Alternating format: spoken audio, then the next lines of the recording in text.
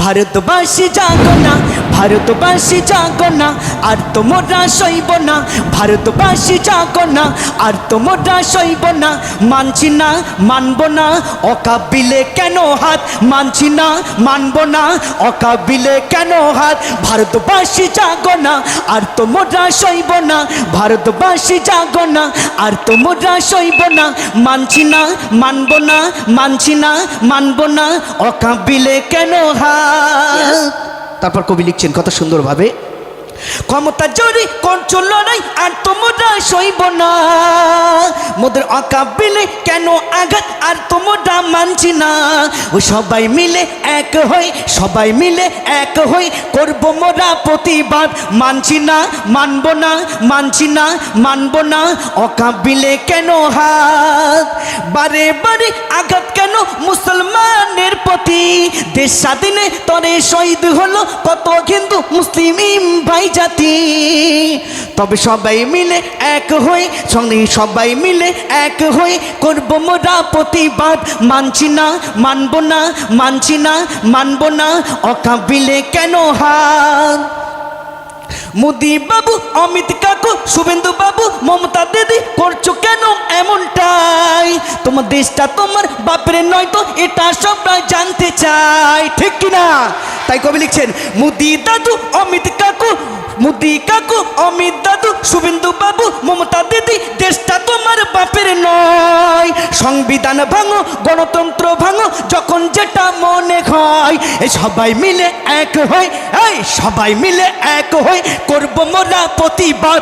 মানছি না, মানব না, একসঙ্গে মানছি না, মানব না, মানছি না, মানব না, অকাবিলে কেন হাত।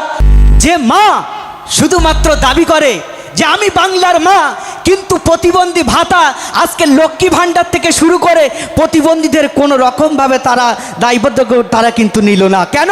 আজকে যেমন প্রতিবন্ধী ভাই বোনেদের অন্যদের ভাতা এক হচ্ছে, প্রতিবন্ধী ভাই বোনেদের ভাতা কিন্তু এক হচ্ছে।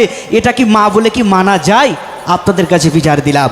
তাই আসুন আমি সর্বপ্রথম একটি সংগ্রামী কবিতা বলবো এই অকাবিল নিয়ে। তাই কবি লিখছে, রক্তিরাঙা ভারতবর্ষ আমাদেরই ভারত রে, আর রক্ত দিয়ে শহীদ হলো মোরা হিন্দু মুসলিম ভাই রে, মোরা হিন্দু মুসলিম ভাই রে।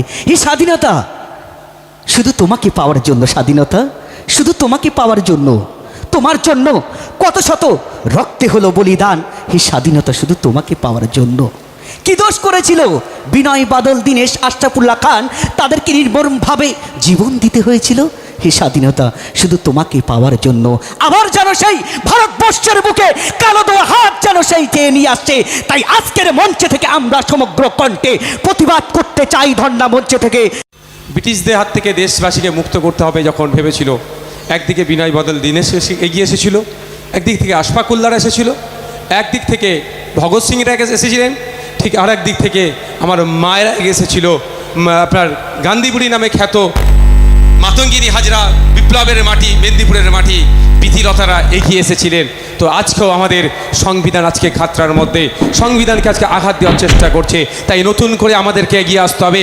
আবার মাতঙ্গিনীকে খুঁজবো আমরা আবার প্রীতিলতাকে খুঁজবো, আমরা আবার ভগৎ সিংকে খুঁজবো, আমরা আবার ক্ষুদিরামকে খুঁজবো, আমরা আবার নতুন করে আশফাকুল্লাহকে খুঁজবো। আমাদের মধ্যে থেকে বিনয় বাদল দীনেশকে আবার এগিয়ে আসতে হবে আমাদের এই সংবিধানকে রক্ষা করার জন্য।